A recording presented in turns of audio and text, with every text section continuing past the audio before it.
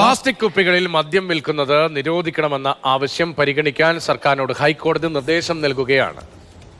2 മാസത്തിനകം ഈ ആവശ്യത്തിൽ ബന്ധപ്പെട്ട കക്ഷികളെ കേട്ട് തീരുമാനമെടുക്കണമെന്നും ഹൈക്കോടതി. ഹർജിക്കാരനായ TG നന്ദകുമാർ നൽകിയ നിവേദനം പരിഗണിക്കണമെന്നാണ് ആവശ്യം.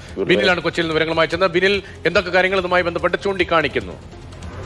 രതീഷ്, മദ്യക്കുപ്പികൾ ഇപ്പോൾ ഭൂരിഭാഗവും പ്ലാസ്റ്റിക്കാണ്. പ്ലാസ്റ്റിക്കിലുള്ള മദ്യക്കുപ്പികൾ അത് ഒരുപാട് പാരിസ്ഥിതിക പ്രശ്നങ്ങൾ ഉണ്ടാക്കുന്നു.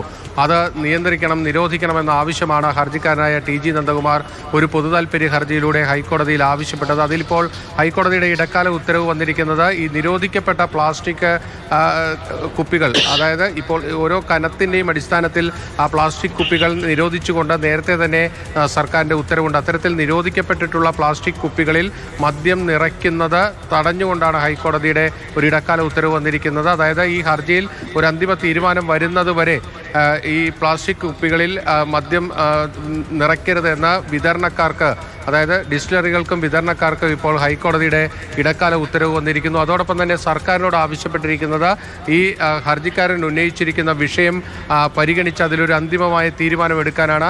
2 മാസത്തെ സമയം അനുവദിച്ചിരിക്കുന്നു. ഹർജിക്കാരനായ TG നന്ദകുമാറിൻ്റെ നിവേദനം സർക്കാർ പരിഗണിക്കണം.